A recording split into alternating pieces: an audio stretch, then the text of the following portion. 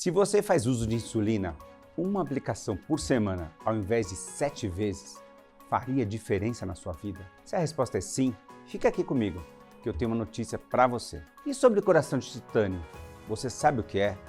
Se não faz ideia do que eu estou falando, continua aqui comigo também, pois vamos te explicar sobre mais essa conquista da medicina. Você está no Glic News. Aqui você fica por dentro das principais notícias das últimas semanas que podem impactar diretamente a sua saúde e qualidade de vida.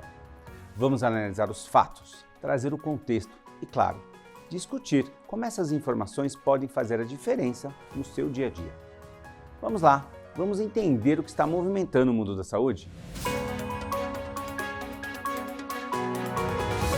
Olá pessoal, sejam muito bem-vindos à primeira edição do Glic News.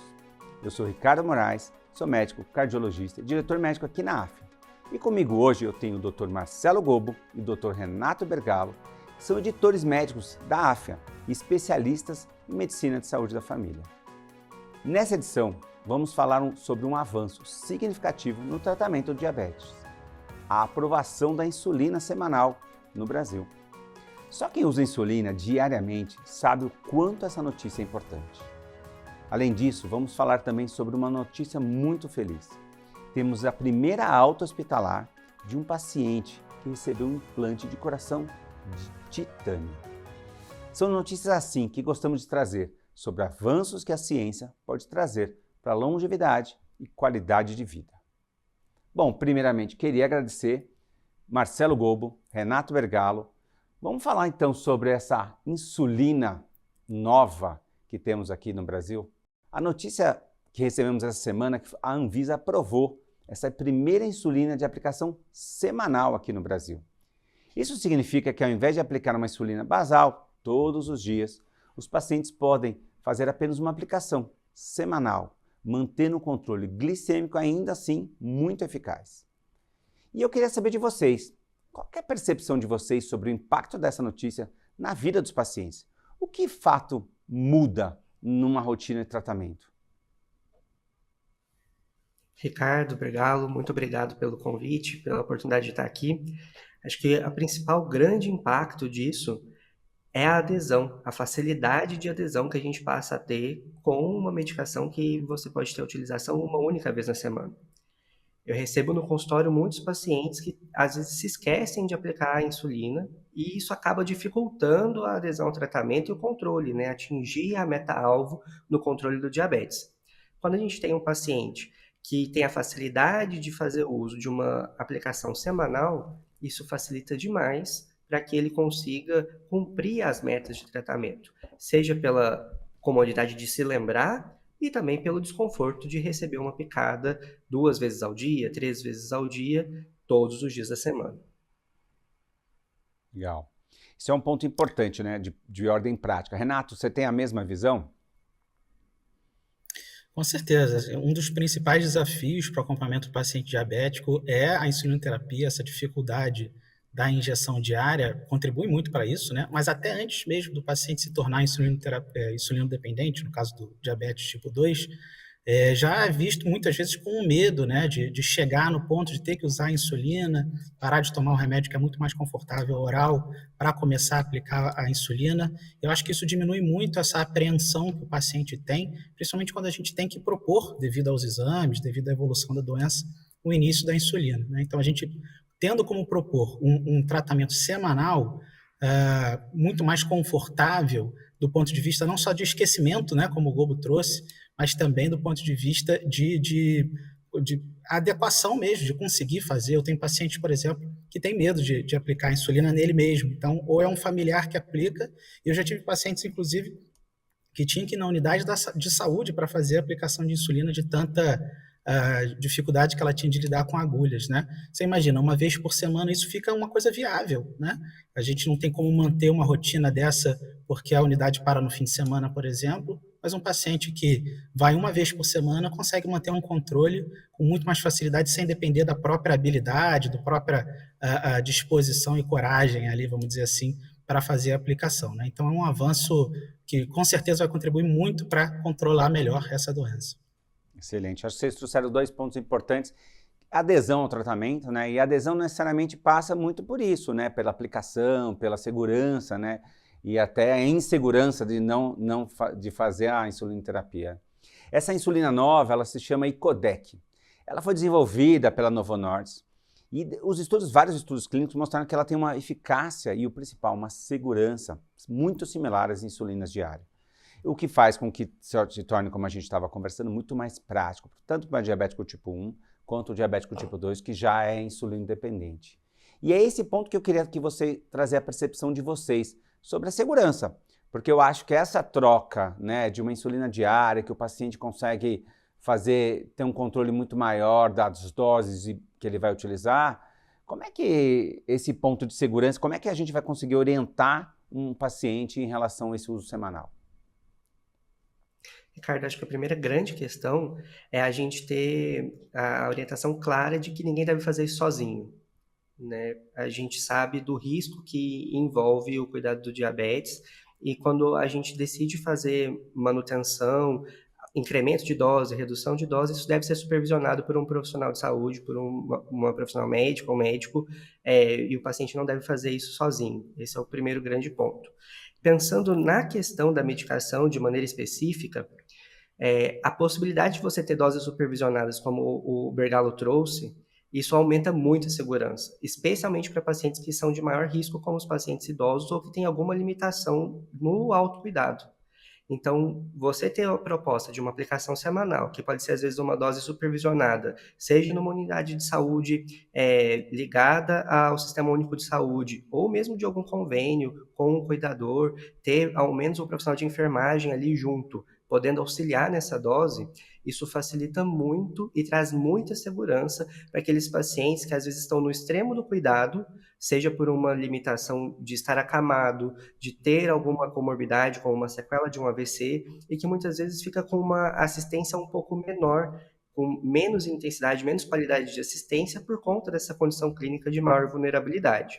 Então, essas facilidades, elas se compensam muito, tanto no uso do paciente mais comum do dia a dia, que não vai estar tão grave, e que vai se perceber com menos carga de doença, porque a impressão que ele tem é que ele usa menos remédio, e isso facilita muito o paciente a topar o desafio do tratamento, quanto para esse paciente que está mais instável, com uma maior carga de doença por conta de uma debilidade e que precisa de uma assistência para conseguir chegar no mesmo sucesso terapêutico.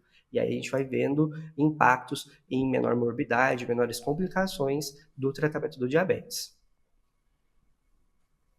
Em relação à segurança também, é importante a gente verificar, né, que os estudos que foram feitos são muito robustos, eles foram feitos com muitos pacientes, um acompanhamento longo, então a Anvisa está aprovando, é um sinal de que a gente tem muita robustez na segurança do medicamento, né? A Anvisa é muito rígida e muito correta nessa aprovação, então isso é um sinal de que a gente pode ter muita confiança nesse uso. Com certeza, né? E é bom lembrar também que isso não quer dizer que o paciente não possa continuar monitorando a glicemia capilar dele, como faz um paciente insulino dependente normalmente, né? Então, se ele tiver alguma hipoglicemia ou uma hiperglicemia, isso pode ser ajustado da mesma forma, né?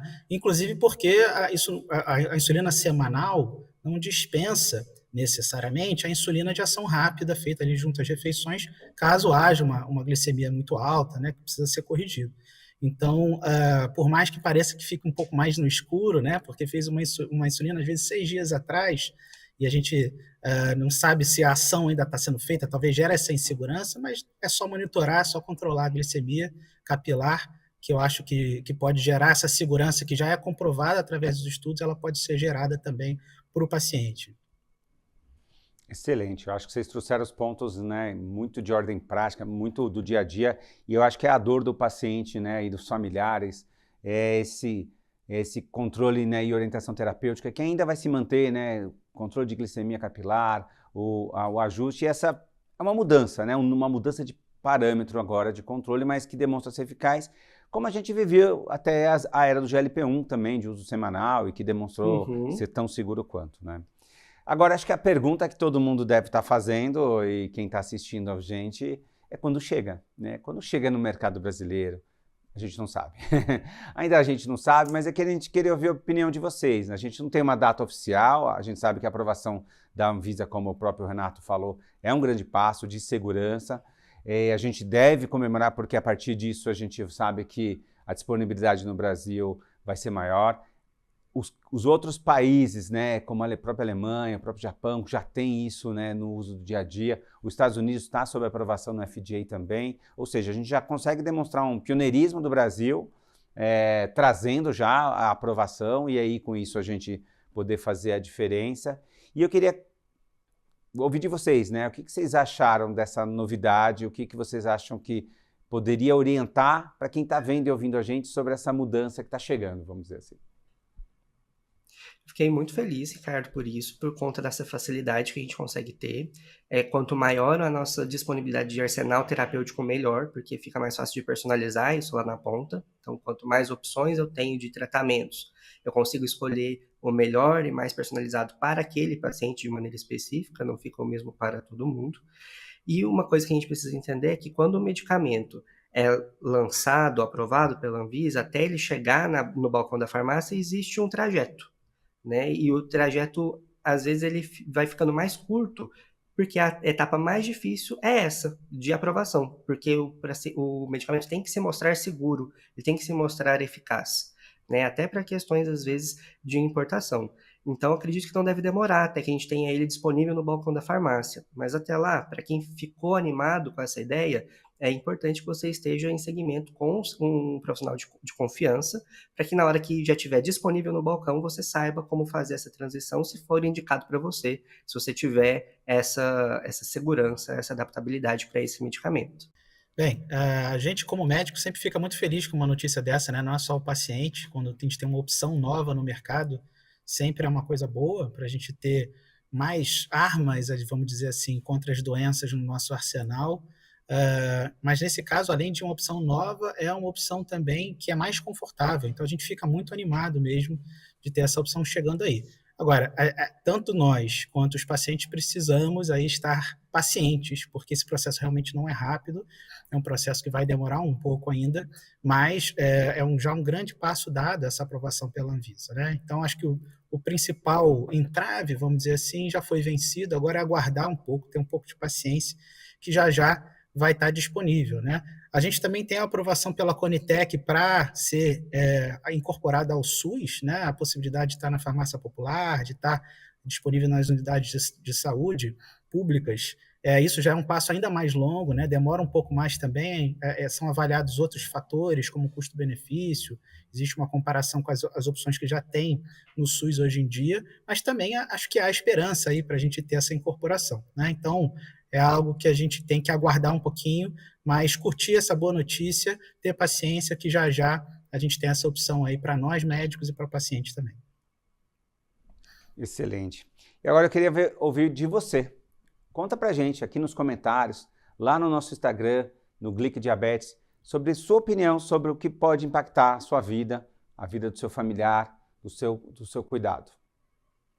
Agora vamos falar de uma outra notícia que também é muito incrível e ela também é uma perspectiva de tratamento, já que se a gente olhar para a fila de transplante no Brasil ou no mundo mesmo, é enorme, no Brasil não deixa de ser, que a notícia é que pela primeira vez um homem sobreviveu mais de 100 dias com um coração artificial, um coração de titânio. Isso mesmo, ele recebeu um coração totalmente artificial até conseguir receber esse novo órgão.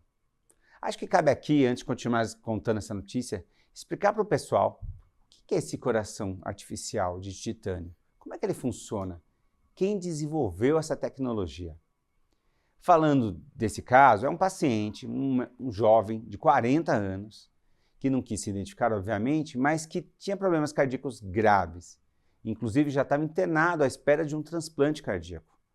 Mas esse quadro foi piorando, o que é muito comum, se agravou, e os médicos tinham que ter alternativas terapêuticas e o paciente conseguiu a autorização para receber esse coração de titânio. Com o coração de titânio ele conseguiu sobreviver uma perspectiva maior até receber um novo órgão, um transplante cardíaco. O que poderia ter acontecido se esse paciente não tivesse recebido esse coração?